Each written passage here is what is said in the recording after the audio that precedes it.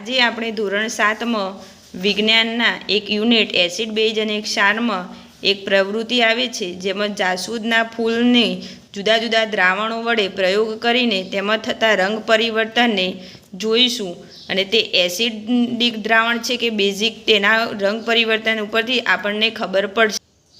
સૌપ્રથમ આપણે પહેલી કસનળી રહી એમાં ખાંડનું દ્રાવણ છે તો ખાંડના દ્રાવણમાં સૌપ્રથમ બાજુના ગ્લાસમાં રહેલું જાસૂદનું સૂચક તરીકે ઉપયોગ કરીને તેમાં નાખીશું અને રંગ પરિવર્તન જોશું।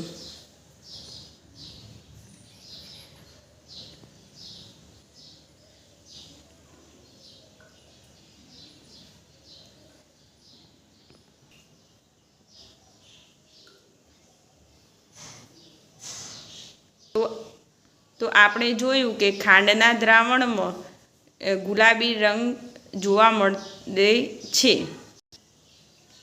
બીજા દ્રાવણમાં આપણે મીઠાનું દ્રાવણ લીધું તેમાં કયો રંગ પરિવર્તન થાય છે તે જોઈએ।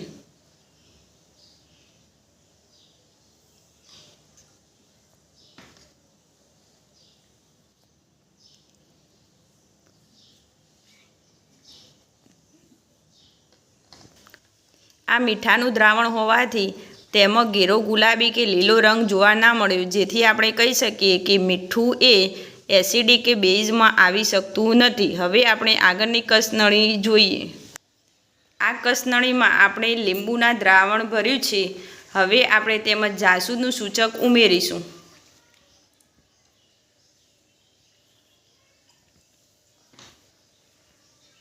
હવે આપણે જોઈ શકીએ છીએ કે જાસૂદનું સૂચક ઉમેરતા ઘેરો ગુલાબી રંગ બન્યો, તેથી આપણે કહી શકીએ કે લીંબુ એ એસિડિક પદાર્થ છે।